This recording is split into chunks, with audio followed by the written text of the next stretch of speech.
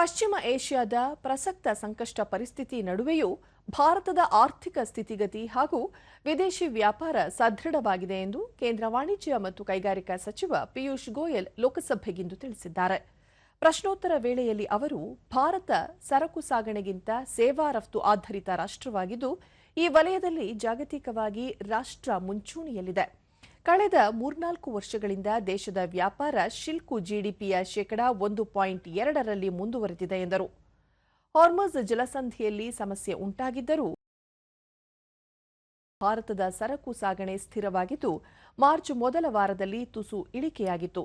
ಆದರೆ ಎರಡನೇ ವಾರದಲ್ಲಿ ಮತ್ತೆ ಸಕಾರಾತ್ಮಕ ಬೆಳವಣಿಗೆಯಾಗಿದೆ ಎಂದು ವಿವರಿಸಿದರು. ದೇಶದ ಸೇವಾ ರಫ್ತು ವ್ಯಾಪಾರದ ಹೆಚ್ಚಳ $18 ಟ್ರಿಲಿಯನ್ ಹೊಸ ದಾಖಲೆ ಬರೆದಿದೆ. ಕಳೆದ 3 ವರ್ಷಗಳಲ್ಲಿ ಅಭಿವೃದ್ಧಿ ಹೊಂದಿದ 38 ದೇಶಗಳೊಂದಿಗೆ ವ್ಯಾಪಾರದ ಒಡಂಬಡಿಕೆಗಳು ಏರ್ಪಟ್ಟಿದ್ದು, ರಫ್ತು ಗಣನೀಯ ಹೆಚ್ಚಳವಾಗಿದೆ. ಇದರಿಂದ ಜಾಗತಿಕವಾಗಿ ಹೊಸ ಮಾರುಕಟ್ಟೆಗಳು ಭಾರತಕ್ಕೆ ತೆರೆದುಕೊಳ್ಳುತ್ತಿವೆ ಎಂದು ತಿಳಿಸಿದರು.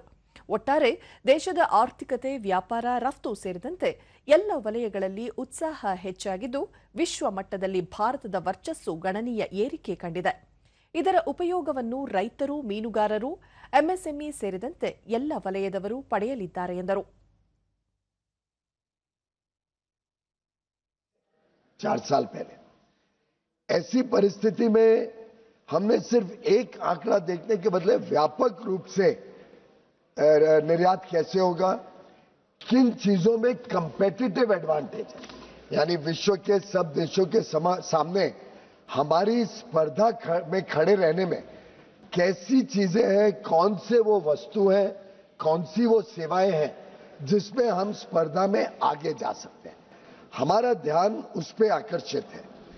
और जिस तेजी से आखिर आज की इतनी बड़ी दुनिया में जो संकट है, उसमें कोई भी सोच सकता था स्ट्रेट ऑफ हॉर्मुज में शिप्स जा नहीं सकती हैं, फ्रेट 3 गुना हो गया है, इंश्योरेंस मिलता नहीं है.